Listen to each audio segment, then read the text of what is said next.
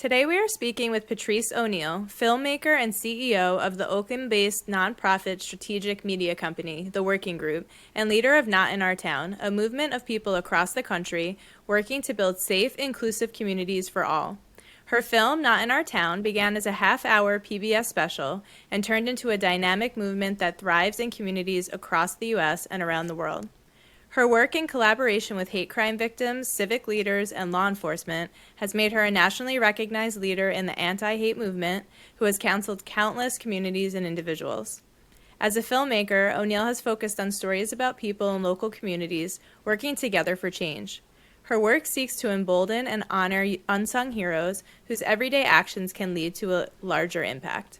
Patrice's storytelling seeks to push people out of their comfort zones while providing a narrative roadmap for change. Patrice, thank you so much for being here today with us. Can you share more about yourself and just more about how Not in Our Town began? Well, first of all, thanks for inviting me and thanks for doing this podcast. I really appreciate it. I know all of your listeners do as well. So I was a filmmaker and I found a story that really changed my life and changed the life of our small nonprofit company. It changed the way I tell stories, and I'm so honored that the story and this short PBS film that we did really helped start a movement that exists 25 years after the film first aired. And I think I should tell you a little bit about that story because it will ground all of us in this discussion about what Not in Our Town is and the role that each of us can play in standing up to hate.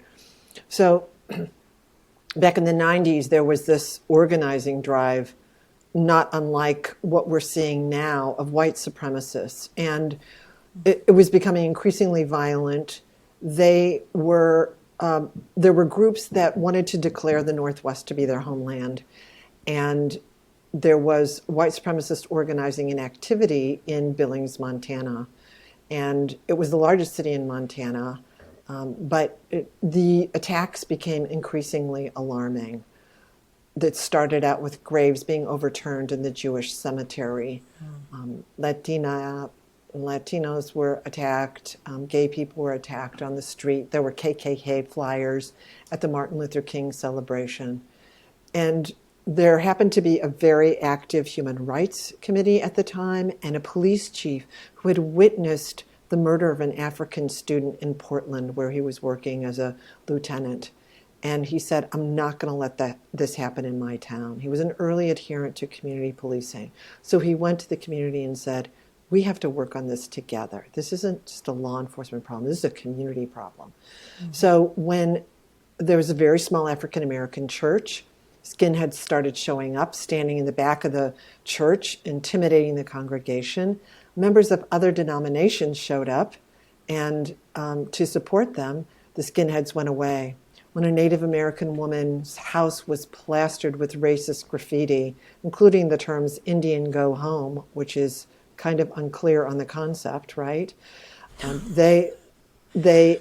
Members of the painters union came to paint it over, and 100 neighbors were there to watch. So the town was learning what to do together. What can we do together to respond every time something happens?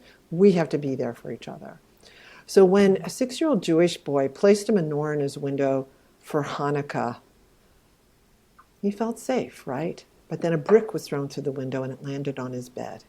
And that was a signal that things were becoming more violent and more dangerous. So the groups met and people said, what if we're all Jewish? So they started printing these paper menorahs and they just copied them and putting them in their windows. And then the local newspaper printed a full-page menorah urging people to place them in their windows. And that year, 10,000 people put menorahs in their windows. And the white supremacist organizing stopped. That is not to say that hate went away, but that story was a successful example of what each of us can do. It wasn't just one thing or one heroic action. And I think all of us feel that when we think about this daunting force of hate that we are up against, right? I mean, we are not Rosa Parks. We are not Martin Luther King. We are not Gandhi. We are just people. And the actions of all of those individuals and buildings had a much larger effect. And that is what Not in Our Town is all about. And I think what was most surprising to us is what happened next. Of course, we were so pleased to see the initial reaction. We thought, let's do a screening and see what happens. And in that first conversation we did in Healdsburg, California, there was a whole diverse group of people from the town. And they started talking not about what was happening in Billings, but their own town, right? So we thought we'd do 10 town hall meetings in communities across the country and see if we could spark this discussion. What's happening locally in your town and what can you do? That turned into 100 meetings, over 100 that year in 1995. And it didn't hurt that it was the year of the Oklahoma City bombing, when the entire country knew what was at stake, right? We can see where this kind of extremism and white supremacy and hate is going to take us if we don't take action ourselves. So the film continued, and I guess the part of the story that is so important and I think was pivotal for us and the movement was when we got a call the next year from Bloomington, Illinois. And Barb Adkins called and she said, "Hello, we'd like to order 3,000 Not in Our Town buttons." And we said, "Well, we're a film company. We did that and we're so glad that we did. And we don't really have any more buttons." And she said, "You don't understand. There are churches being burned across the South, and we're going to have a march from the courthouse to one of the local black churches, and we need our buttons." And we said, "Okay." And we sent the buttons, but we also sent our cameras. And that is really, I would say that the Not in Our Town movement, the story originated in Billings, Montana, but the movement was born in Bloomington, Illinois, because they took that message and they said, what is happening here and what can we do to prevent acts of hate? What can we do proactively as a community to prevent a hate crime from happening or a church being burned? How can we act as a community? And that city, Bloomington, and its twin city of Normal, Illinois, they have been active in this work for over 25 years. And their perseverance is, I think, part of what keeps us going and helps inform the rest of the movement.